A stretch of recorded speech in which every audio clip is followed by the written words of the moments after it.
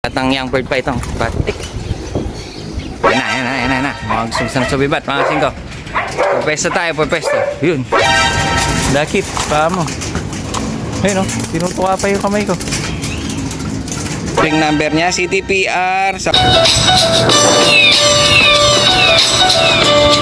So ayan mga singko, bali nandito tayo sa taas. Dahil meron tayong gagawin. Ayan, makikita nyo, napakaganda na ng araw. Ganda yung umaga ngayon. Kaya ito yung tamang oras para gawin natin yung gagawin natin dito sa rooftop. Dahil mataas nga ito, rooftop. Sa bubog tayo eh. Kaya, ngayon, bali kahapon kasi mga kasingko nagpalipad tayo ng mga kalapati natin.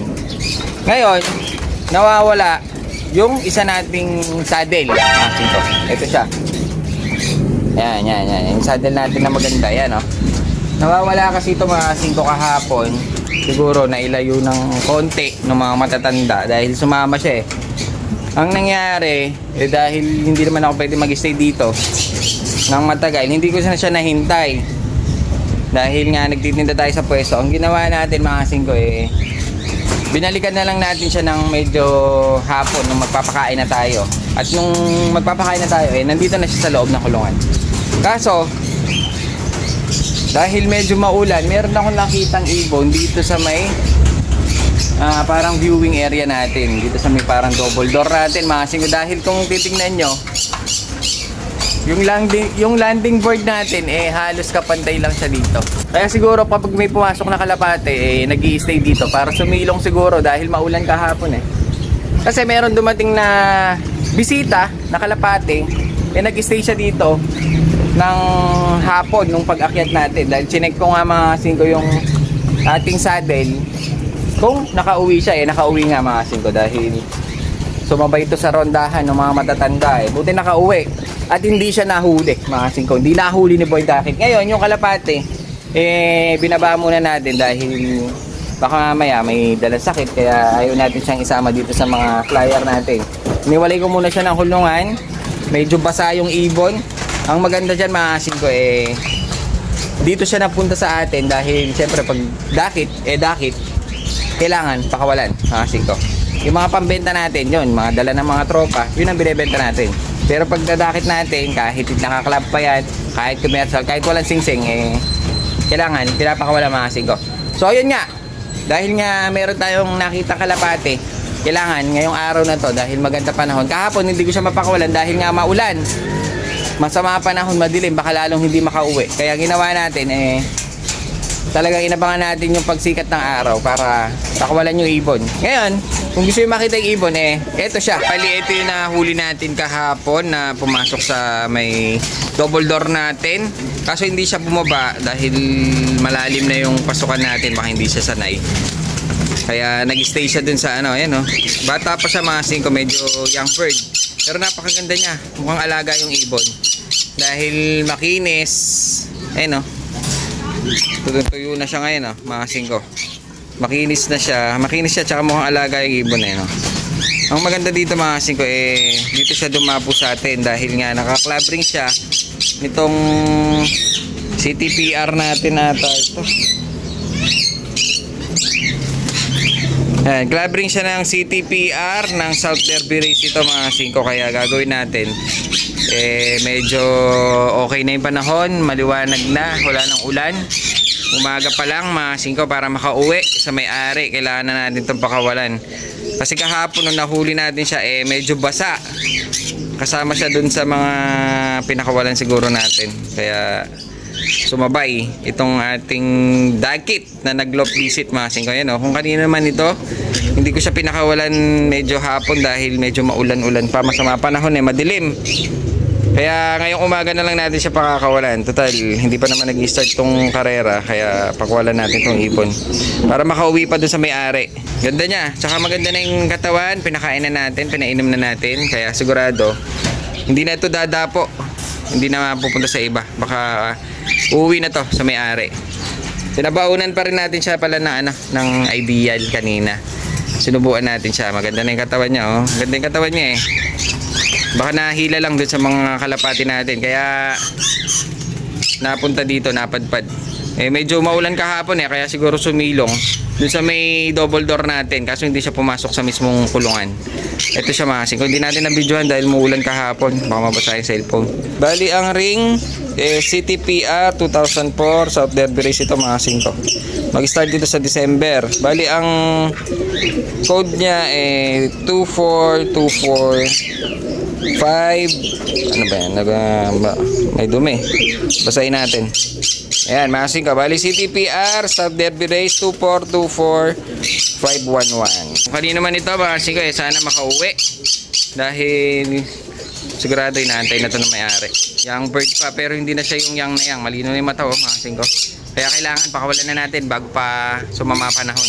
Iakit na natin doon. Hindi muna natin pakakawalan yung mga kalapati natin para walang makasabay yung nag-lock visit sa atin. Ang ginawa natin, sinabi natin siya dito sa isang kulungan para ilagay natin siya doon para pakawalan. Sana makita natin kung saan siya pupunta. At sana, huwag dumapo sa iba. Dahil mahuhuli to ni Boy Dakit, sayang. Talagang hindi na pakakawalan. Nakakarera pa naman dito. Hindi pa nag-uumpisa, mga kasingko. CTPR, South Derby Race. December pa ng laro dito. Bali, ito siya. Kinulong na natin dito. Ayan, mga kasingko. Bago natin pakawalan, sinubukan na natin siya ng mga ideal pabaon kung saan man ito gagawi. At least may lakas siya. Hindi na siguro maabutan ng ulan to dahil may araw na makakauwi mga kasingko. Hindi natin pakakawalan yung ibon, mga kalapati natin, dahil young bird dito baka mamaya sumunod na naman. Dito pa mga batcher mga kasingko. Kailangan siguro na may-ari to, baka maganda linyada. Nakikita nyo, black, baka lahing Peter Van de Merwe ito. Ayan So ayan, pakakawalan na natin ngayon. Balik check lang natin yung ibon. Ayan, check natin yung ibon. Mukhang malakas siya, mga kasingko. Uuwi ito. Check lang natin. Ayan, bali ito yung ring number niya. CTPR, South Derby Race, 2424511. Mga kasingko. Ayan, babalik na natin siya dito sa kanyang cage at pakakawalan na natin. Umuwi ka sa may-ari. Ayan, sabihin mo doon sa may-ari mag-subscribe sa atin.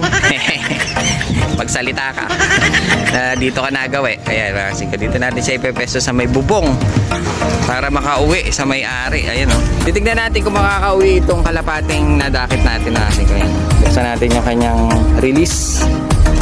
Ayan, pakakawalan na natin.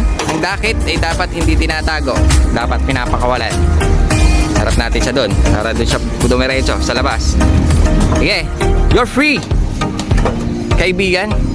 Tingnan na, labas ka na. Parang ayaw pa lumabas. At huwag ka nang babalik. Bumalik ka sa may-ari. Yun na, lumabas siya. Asa naglakad-lakad pa. Halatang young bird pa itong batik. Yan, dumapo dito. Kailangan bugawin. Shoo! Patay. Yari tayo dito, mga kasingko. Kaya siguro nahuli natin to dahil mukhang hindi pa marunong lumipad itong Pag nahuli natin to, mga kasingko, hihintayin na lang natin may-ari. Pero pag lumipad, ganun talaga. Uuwi ka na sana. Pero baka mukula ng tsamba. Mukula ng tiyempo. Mukula ng tiyempo. Pero alanganin, mga kasingko. Alanganin makauwi ito pag ganito. Ayun, palipad-lipad lang. Yagis kaya natin. Ayun siya. Wada po Ayun siya. Ayun, mga kasingko, alanganin umuwi ito. Yang na yang. Ano kaya gagawin natin dito? Uli natin. Gagawin natin, mga kasingko, bubugawin na lang natin. Bugawin. Nya!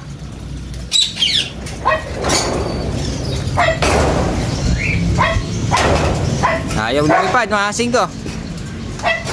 Yang na yang talaga. Yun, makiat. Yun, lipad. Patay. Ito, mga kasingko, pag nahuli natin, hintayin natin yung may-ari. Pero tingin ko lilipad na ito. Nakakumuha lang ng tiyempo. Paano kaya natin bubugawin to? Yan na. Mga gusto na subibat, mga kasingko. Pwesto tayo, pwesto. Yun.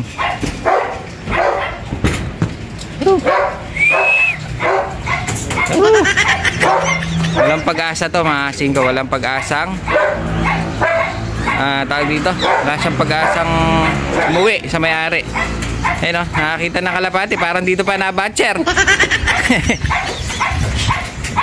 Huliin na lang natin. Sigurado dito uuwi mga singko, hindi uuwi ito. Sa tingin lang sa ibon hindi uuwi sa may-ari. Ang gawin natin, huliin ko na lang. Nakita nyo na may ring number mga singko, kaya puntahan nyo na lang dito kung sa inyo.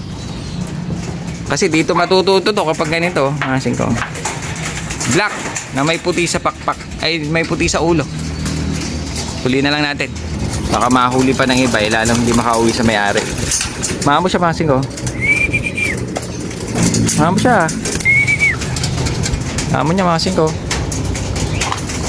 Dakit, mahamo. Ayun o, tinutuka pa yung kamay ko. Ay, mahamo siya. Ayun siya, sumabit na mga singko. Huli na lang natin. Halika dito. Kawawa ka naman. Ayan mga singko, nahuli natin ulit. Dakit. So, ito na naman yung ibon. Bumalik talaga. Wala talagang pag-asa. Mga singko, ang pag-asa na lang yung makuha na lang ng may-ari dito sana sa atin. Kasi Tarlac City to, sigurado. Malapit lang siya dito sa atin siguro. Ayan o. Ayan, bali pakawalan na natin yung mga alaga natin.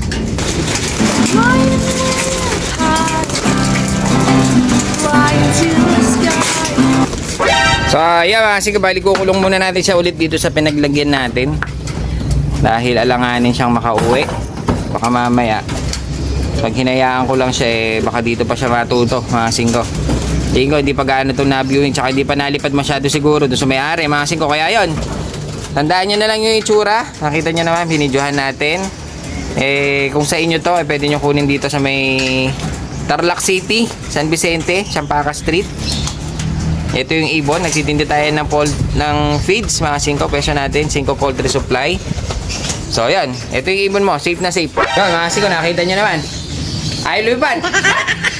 Kaya ginawa natin, hinuli natin ulit para punta na lang yung may-ari dito. Kasi kung talagang pipilitin natin na lumipad siya, tingin ko hindi makakauwi. Baka mahuli lang ni Boy Dakit mga 5, kaya mas safe siya dito mga 5. Saka hindi natin pakakawalan na lang.